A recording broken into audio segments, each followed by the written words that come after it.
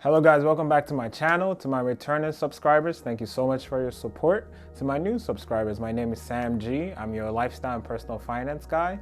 In my previous video, I talked about 7 things that you should do right before you graduate from college. But in this video, I'm going to be talking about 7 things you should do right after you graduate from college. They differ a little bit. There are some similarities in between both of them, but they differ a little bit. So without further ado, let's get into today's video.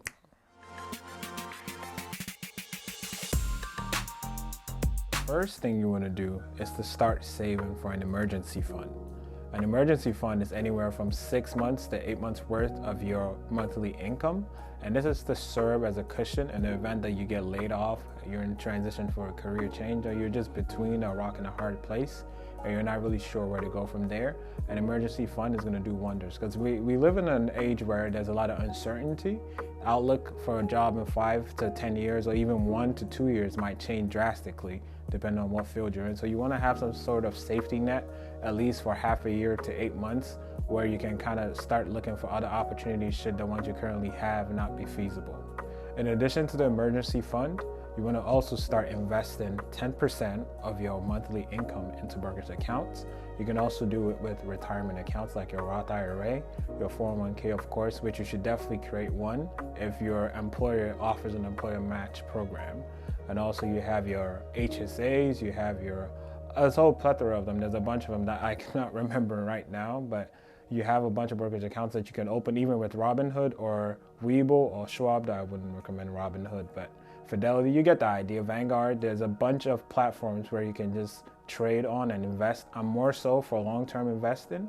And for long-term investing, I highly recommend ETFs and index funds, as well as blue chip stocks that can really help you grow your portfolio. So your Teslas, your Microsoft, your Facebook, or Meta, if you want to call it that, and also Apple. And just those kind of companies will really be beneficial in your portfolio long-term. And those are the ones that I highly recommend that you kind of start looking into for your investment growth. The next most important thing you want to do, which I'm a huge advocate for, is to start forming a plan to pay off your student loans. Technically, you should have done that before you graduated college, but that's okay. It's never too late. What you want to do is you want to start looking at how much you're making and what the minimum payment is on your loan. And if possible, you want to pay above the minimum payment as much as possible. This will help you pay off your loans a little faster, but please note that your loan repayment plan, this is a line of credit that you have on your credit. So when you pay off your loans early, that's going to close a line of credit on your credit, and your credit is going to temporarily dip.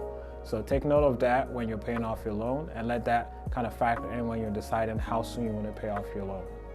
Tip number 3, don't compare yourself to your friends. We live in a day and age where society is always bombarding us with the next thing that we should be getting.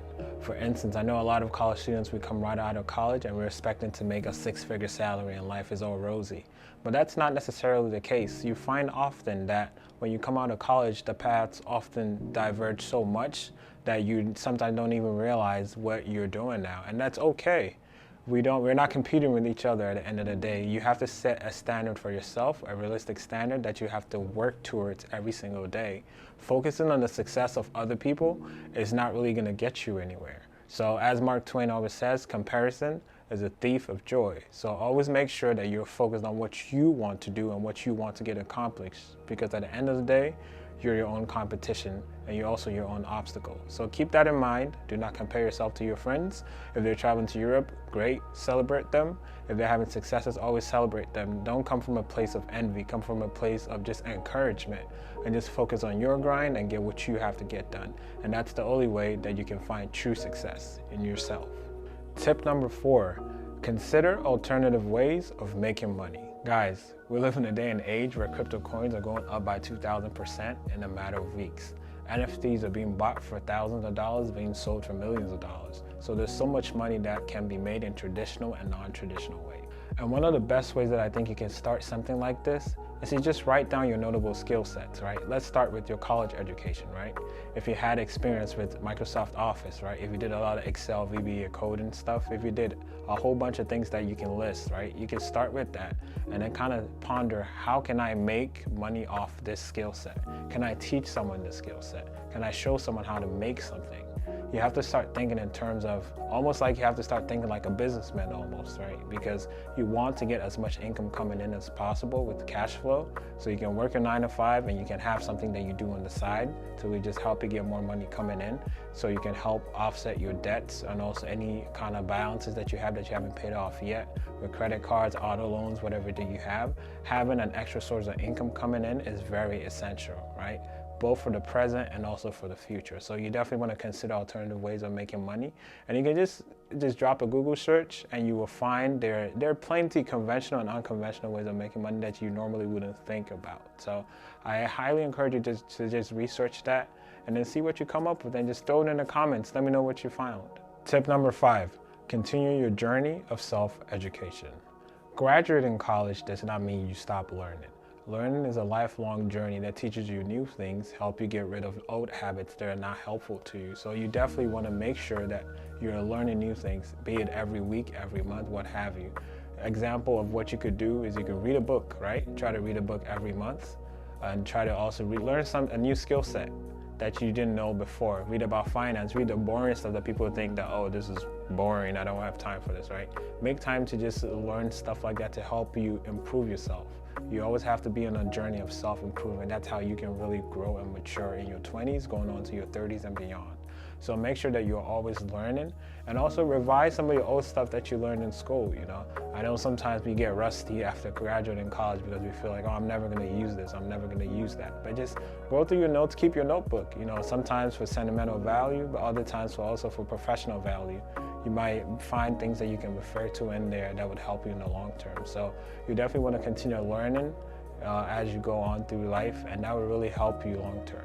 Tip number 6, learn how to save and how to budget. If I've said it once, I've said it a million times. Financial discipline is the backbone of success after you graduate college. You want to look into ways to budget properly and effectively, and also how to save effectively, right? You want to stick to the budget. How I typically do my process is by setting up an Excel sheet of my monthly expenses, see where I'm overspending, see where I'm underspending. Well, there's no such thing as underspending, but you see where you're spending less and see how you can accommodate for that between your needs and your wants. Because at the end of the day, you can categorize a lot of your miscellaneous and even your essentials into needs and wants. So you want to put that into context as you're saving. I'll make subsequent videos on how to budget. I have a budgeting video coming up very, very soon, so stay tuned. And finally, for the final tip, tip number 7, be open to every opportunity that comes your way. I know people that graduated from college and are like, I went to school for this, so I am going to do whatever I can to make sure that I work in this field. That might not be the case for you, right? You may be turning resumes to different job applications and you may be getting turned down. You may realize that the degree you went to school for is not the job field you want to be in. So be open to every opportunity that comes your way. Don't pigeonhole yourself in one specific field and not be open-minded to broaden your horizon on other fields that could potentially have passions that you may have not discovered yet. So make sure that you're open to every opportunity that comes your way with an open mind and an open heart.